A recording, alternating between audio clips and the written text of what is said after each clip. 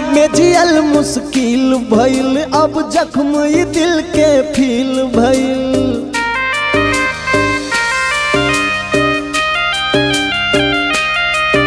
दुनिया में जियल मुश्किल भइल, अब जख्म ई दिल के फील भइल।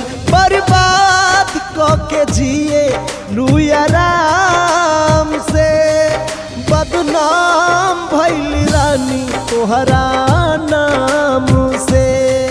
बर्बाद के जिए लू आराम से, बदनाम भइल रानी तोहरा नाम से।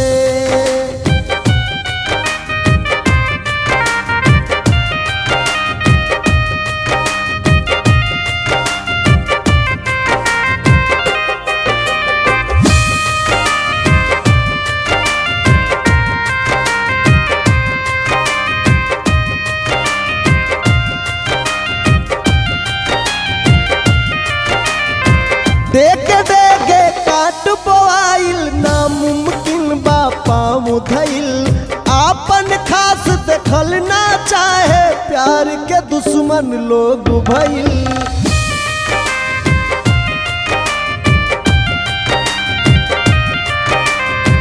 देखे देखे काट बोआइल, नामुमकिन बा पाँव धइल।